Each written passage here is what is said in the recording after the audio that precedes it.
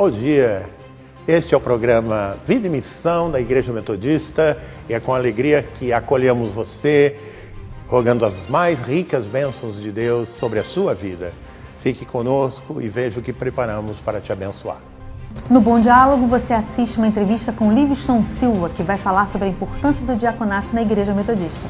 Assista também uma reportagem sobre o Fórum de Mudanças Climáticas, promovido pela Visão Mundial, que contou com a parceria da Igreja Metodista em nosso estado. Seja abençoado com uma reflexão bíblica do Bispo Paulo Lachmann. Agora, no Vida e Missão.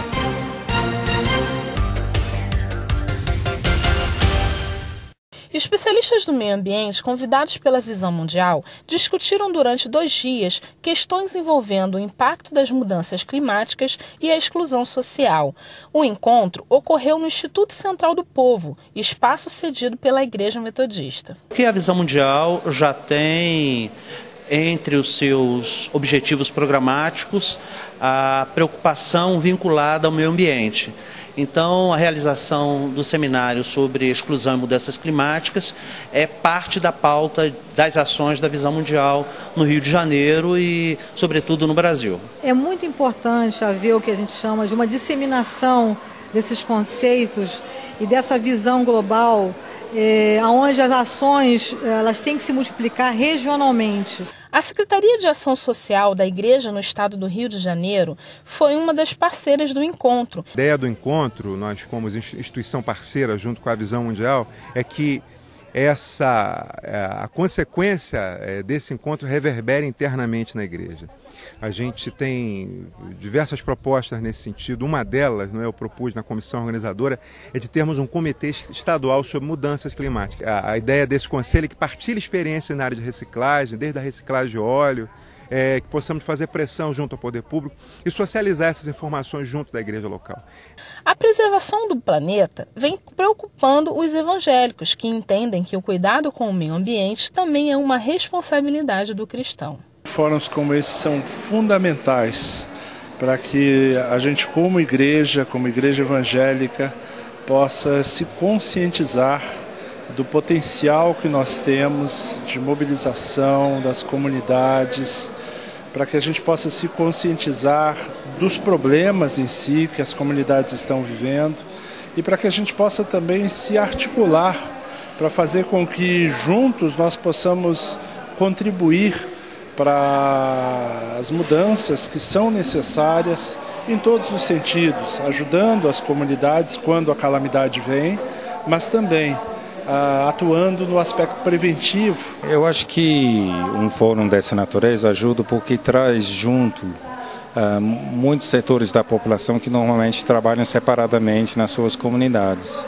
Nós sabemos que o meio ambiente realmente é nosso ambiente, né? É uma coisa que nós precisamos pensar juntos, para trabalhar juntos. Durante o evento, os participantes assistiram a palestras sobre o tema e formaram grupos para debater a importância de programas de desenvolvimento de áreas, controle social e democratização do solo urbano. Um documento com propostas de melhoria da qualidade de vida dos que habitam a Terra será encaminhado a diversos especialistas que concordam que eventos como esse podem diminuir os danos causados ao meio ambiente. Os participantes saíram animados com a possibilidade de a sociedade estar mais consciente sobre essa problemática.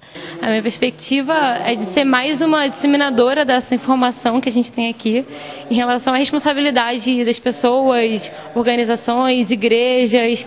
E esse ministério é nosso enquanto igreja. Que quisermos ser fiéis ao mandato do Senhor. Eu creio que a igreja vai se sensibilizar pela ação do Espírito de Deus para se envolver mais nessa questão, para que possamos desenvolver o consumo consciente, que possamos ter um estilo de vida simples, como nos disse Jesus. Não é? Só isso vai salvar o nosso planeta. Eu acho que a igreja tem uma missão e um ministério nessa área. Eu estou apostando nisso. Olá, bom dia, seja bem-vindo a mais um Bom Diálogo. Hoje nós vamos conversar com Livingston dos Santos Silva, que é mestre em educação e professor no Centro Universitário Bennett e na UERJ. Mas hoje ele está aqui como diácono da Igreja Metodista. Não é isso, Livingston? Seja bem-vindo. Exatamente, é um prazer grande estar aqui com vocês. Explica para quem está em casa, na verdade, o que é diaconato? Um ministério especial, né? Então a igreja não se restringe somente ao ministério da proclamação, mas ao ministério em relação ao mundo, né? Hoje, o grande envolvimento da igreja com a atividade secular é muito grande. Então, nós precisamos, na igreja, de administradores, de assistentes sociais, advogados, né? Psicólogos e, por que não, comunicadores. Né? Hoje vivemos a época da comunicação. A igreja também precisa atuar nessa área. Não temos que deslocar pastores para isso, mas profissionais que vão exercer um serviço diaconal. Embora o termo diaconia seja cada vez menos usual entre as igrejas de uma forma geral, ele é de suma importância para a missão, não? Lógico, porque, na verdade, houve uma preocupação muito grande com a formação do clérigo, de modo geral. E a formação do diácono foi, de certa forma, abandonada. E, além do mais, a substituição da função diaconal, até por que eu chamo de desvio de função. Vamos colocar pastores para fazer aquilo que seria o serviço diaconal. E tem algum perfil específico para o diácono? Vocação. Vocação de serviço na igreja. Né? O termo em si, diácono, significa serviço. Esse serviço é fundamental. Né? Quando o diácono nasceu na igreja primitiva, havia uma grande preocupação com a expansão da igreja. Né? Ou seja, os apóstolos não podiam estar preocupados com as outras tarefas. Eles tinham que estar preocupados com a expansão da palavra. E hoje, né, qual a importância da formação dessas pessoas e como ela deve acontecer? Pois é, da mesma forma. Então, nós precisamos na igreja hoje de profissionais. Como no Brasil, por exemplo, se formam profissionais em terceiro grau, então uma pré-condição seria a formação profissional em terceiro grau e, posteriormente, uma formação teológica que é dada dentro de um organismo da igreja, de uma instituição da igreja. E onde servem os diáconos da Igreja Metodista? Tem áreas específicas? De modo geral, nas áreas de atuação da igreja, né? Então, por exemplo, nós temos escolas, temos orfanatos, temos atendimento social, temos hoje na igreja uma grande preocupação com a questão da administração. A gente precisa de administradores profissionais, advogados, ninguém está ausente, né, de todo o processo, principalmente na sociedade brasileira, onde tudo hoje é jurídico, né? A igreja precisa se preparar também para isso, com uma forma de exercer melhor a sua missão. E aonde se encontra, né, o diaconato na história da Igreja Metodista?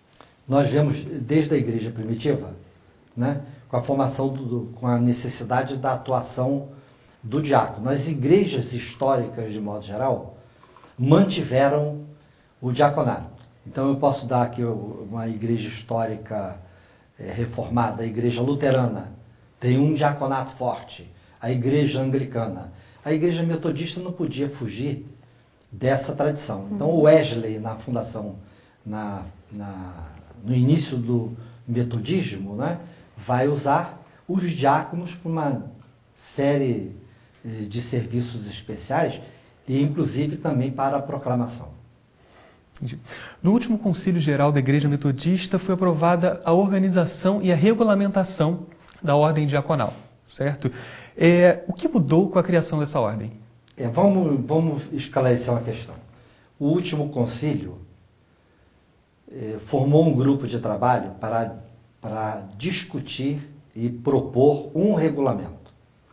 Esse grupo de trabalho que eu tive a honra de participar fez o seu trabalho, né? Apresentou ao Colégio Episcopal uma proposta de regulamento. Esse regulamento foi aprovado. Estamos agora em execução desse regulamento, formando o primeiro grupo de diáconos na primeira região. Então a gente pode dizer que hoje, né, a regulamentação e a organização do diaconato é um fato? É um fato, só precisa ser executado, né? Por isso nós estamos atrás de profissionais para oferecerem as suas profissões, as suas atividades ao trabalho da igreja, à missão da igreja, que é muito importante. Então, Livingston, como os profissionais das mais diversas áreas podem se formar diáconos ou diaconisas na Igreja Metodista? Veja só, hoje nós estamos começando a primeira turma de formação de diáconos e diaconisas na coordenação dos núcleos de capacitação missionária que funciona lá no BNT, Rua Marquês de Abrantes. Né? E estamos lá com matrículas abertas para esses profissionais que queiram se dedicar ao trabalho da missão. A missão é muito grande e, portanto, precisamos de muitos obreiros. E além desse serviço, que outros aspectos relacionam as atividades do diaconato à fé cristã? Exatamente a questão, primeiro, a questão da vocação, né? A questão de colocar o seu dom a serviço da missão. Quer dizer, o diácono, na verdade, é um profissional formado, né, nas diversas profissões seculares, mas que está dedicando a sua formação profissional ao trabalho da igreja, à expansão da missão que é tão importante para a gente.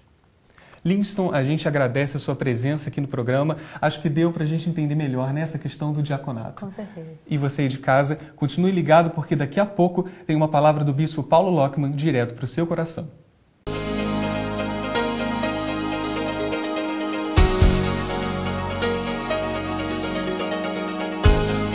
Eu gosto muito desse programa. Todas as vezes que eu posso, eu assisto o programa. Eu acho que é uma forma de chegarmos a muitas pessoas, inclusive pessoas que estão doentes, que estão acamadas, pessoas que têm problema de acesso, de ir até a igreja, né? E além disso tudo, eu penso assim que é um programa tão cheio de apresentações, as nossas instituições sempre estão lá, o trabalho dos jovens, o trabalho da igreja, né, ajudando pessoas. Eu gosto muito, eu sou muito suspeita para falar do Vida e Missão, eu gosto demais do programa.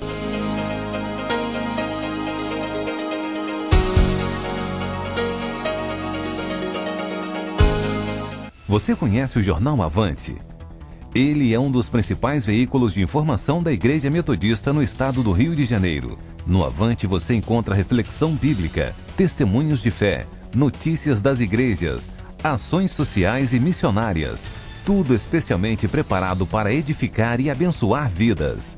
Jornal Avante. Informação que gera vida e estimula a missão. Você pode contribuir com o programa Vida e Missão e os projetos da Igreja Metodista no estado do Rio de Janeiro. Associação da Igreja Metodista, Banco Bradesco, agência 1414-1, conta corrente 0045452-4. A agenda da Igreja Metodista esta semana está cheia de novidades para você. Confira agora o que vem por aí. Hoje a Igreja Metodista em Pacheco realiza um dia inteiro de prevenção à dengue, com a presença da Guarda Sanitária do Rio de Janeiro, explicando à comunidade como combater o mosquito. A Federação das Sociedades Metodistas de Mulheres realiza hoje à tarde a celebração de ação de graças pela vida dos pastores aposentados. O culto acontece às 14h30 da tarde. O Instituto Central do Povo convida a todos para participar no próximo sábado da Festa da Primavera 2011, a partir das 10 horas da manhã. E também no próximo sábado, a Igreja Metodista Central em Santa Cruz convida a todos os jovens para a segunda edição do Adorando Radical. Você não pode perder. O convite está feito. Então venha, queremos receber a sua visita. Bom dia, é com grande alegria que chegamos até a sua casa com o programa Vida e Missão, trazendo a você uma porção da Palavra de Deus. Convido você a, juntamente comigo, acompanhar a leitura no Salmo 90, que diz do verso 1 até o verso 6 e depois o verso 12. Senhor, Tu tens sido o nosso refúgio de geração em geração. Antes que os montes nascessem, que se formasse a terra e o mundo, de eternidade a eternidade Tu és Deus. Tu reduzes o homem ao pó e dizes, tornai filhos dos homens, pois 1000 anos aos Teus olhos são como o dia de ontem que se foi e como a vigília da noite. Tu os arrastas na torrente, são como um sono, como a relva que floresce de madrugada a viceja floresce, e à tarde murcha e seca. E no verso 12 diz assim, ensina-nos a contar os nossos dias para que alcancemos corações sábios. Sempre que lemos o Salmo 90, nós somos obrigados a retornar à natureza transitória da vida humana. E até mesmo, por que não dizer, da transitoriedade das instituições humanas. Eu conversava nesta manhã com minha esposa e por algum motivo falávamos de comércio, recordávamos de algumas compras e coisas que ela estava precisando fazer e surgiu de repente menção a uma rede muito antiga de lojas, de tecidos, e ela disse, essa desapareceu. Eu falei, o que aconteceu com uma loja e uma rede nacional como essa para desaparecer? Ela falou, não, é que hoje todo mundo usa mais roupa de malha, tecido sintético, e aí eu fiquei pensando assim, poxa vida, o fechamento de uma rede de lojas, de uma grande empresa, certamente deve ter gerado muita frustração para os seus fundadores, deve ter gerado desemprego, né? Mas essa é a transitoriedade do mundo que nós estamos. As coisas aparecem, surgem. Hoje, por exemplo, há alguns aparelhos que a gente até pouco tempo utilizava, né? Hoje o DVD, computador, tudo você está tendo que, em pouco tempo, você está tendo que atualizar. Isso faz com que a vida humana fique um pouco banalizada, porque tantos objetos que foram de uso pessoal e que eram assim de adorno, de interesse nosso, hoje já nem existem mais. Fogão a lenha, assim por diante, ferro e outros instrumentos que nós utilizávamos com muita frequência. E hoje você nem usa mais alguns serviços que você tinha antigamente. E eu fico pensando que esse quadro de transitoriedade mexe com a nossa cabeça, mexe com a vida humana. Por exemplo, há pouco tempo nós, com muita tristeza, recordamos, há poucas semanas, recordamos do grande episódio lá das Torres Gêmeas. Quando foram construídas para ser verdadeiros monumentos ao capitalismo, ao empreendedorismo típico da sociedade americana. E, de repente, por um ato de violência, elas vieram ao chão, trazendo muita lágrima, muita dor. E isso nos mostra que coisas que nós valorizamos, coisas que nós retemos, coisas que nós aspiramos, elas não são perenes e elas não podem satisfazer as nossas necessidades. Neste mundo de grande influência do consumo, né, as pessoas são, especialmente os mais jovens, os adolescentes, são motivados a ter aquela marca, ter aquele produto. E não se satisfaz, porque tem agora esse e depois já quer o outro. E aí isso nos faz pensar um pouco sobre a nossa própria vida. Aqueles bens que você adquire com dificuldade, as coisas que você busca com ansiedade, elas vão te suprir por um tempo. Não vão te sustentar por muito tempo, porque a própria sociedade e os valores vão mudar e você vai ter outras aspirações. Aí vem a pergunta, o que realmente pode preencher esse anseio posto pela sociedade contemporânea? O que realmente pode trazer uma satisfação à vida humana? O salmista é muito claro sobre isso, né? Ele diz, tu reduzes o homem ao pó e dizes, tornai filho dos homens. Ou seja, a vida humana desaparece e de repente surge uma nova geração e nesse vir a ser, nessa constante substituição da vida humana de geração em geração. Mas, ele diz, pois 1000 anos aos teus olhos são como o dia de ontem que se foi e como a vigília da noite. Parece que foi ontem que eu comecei o meu ministério, aquele vigor da juventude. Hoje, passado 40 anos, eu posso rememorar coisas, mas elas não vão voltar. E aí, então, está a grande pergunta sobre o destino eterno da nossa vida. a dimensão eterna do nosso viver.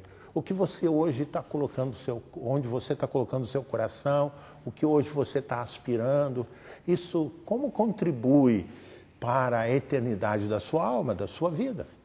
O que contribui para que você de fato preencha um vazio no seu coração? O que contribui para que você realmente seja feliz? Pensando sobre isso, eu diria para você, para mim, não é um carro novo, nem tampouco a minha moradia que me faz feliz. Nem tampouco a paixão por um clube que traz assim um certo momento de euforia quando ele vence uma partida, me faz feliz. As coisas que me fazem feliz, por exemplo, é quando eu posso ter a minha esposa, meus filhos à roda da mesa comigo, tomando uma refeição, conversando. Isso me faz feliz. E eu diria que é tempo de você dar uma parada. Essa vida que você está vivendo corrida, em que você está gastando a maior parte das suas energias com objetos, com coisas. Nós corremos o risco de personalizar as coisas e os objetos e coisificar as pessoas, ou seja, darmos mais tempo para essa corrida do consumo, do trabalho, dos bens materiais e darmos tão pouco tempo para as pessoas que nós amamos. O salmista diz assim: ensina-nos a contar os nossos dias de tal maneira que alcancemos corações sábios.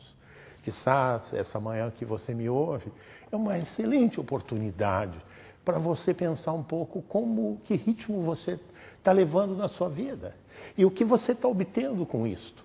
Será que as compensações satisfazem os anseios mais profundos do seu coração?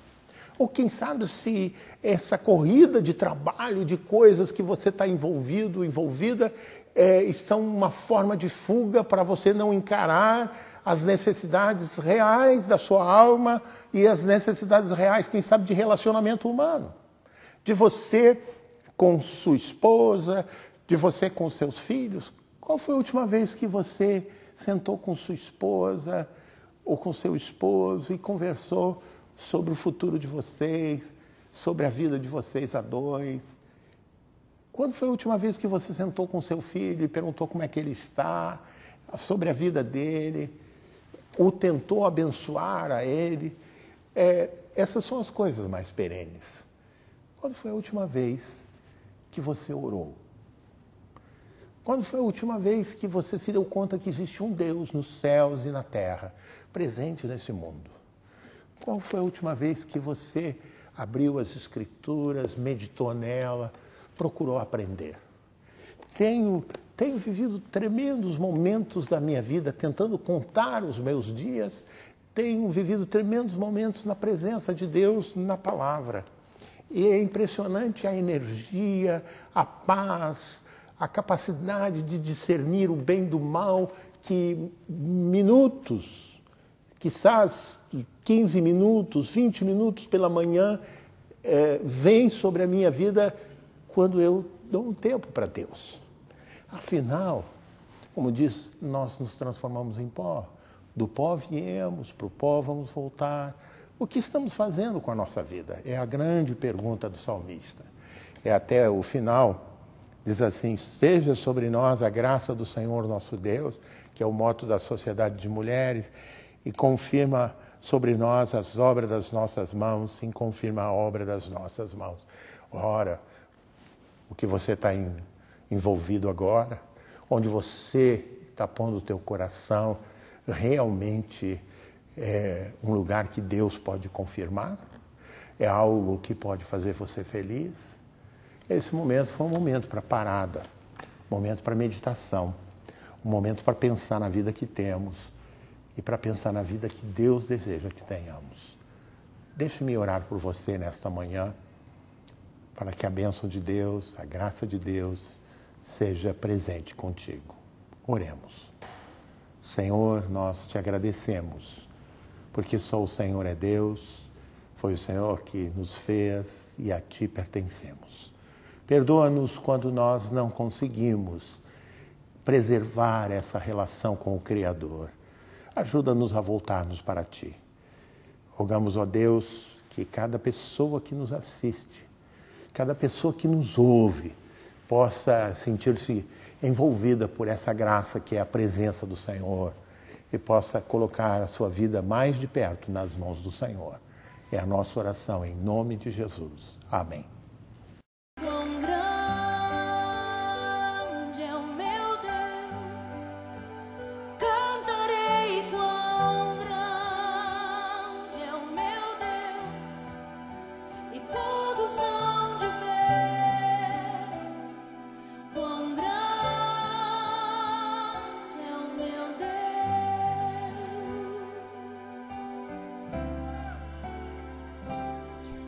Com o esplendor de um rei,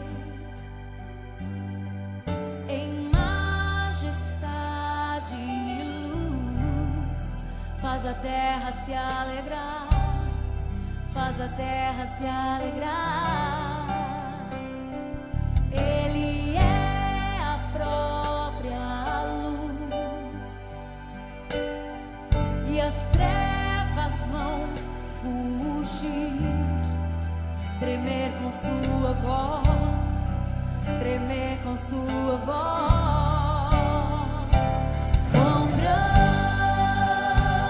é o meu Deus, cantarei quão grande é o meu Deus, e todos hão de ver quão grande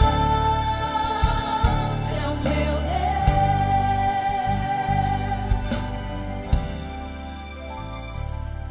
Por gerações Ele é, o tempo está em tuas mãos, o começo e o fim, o começo e o fim.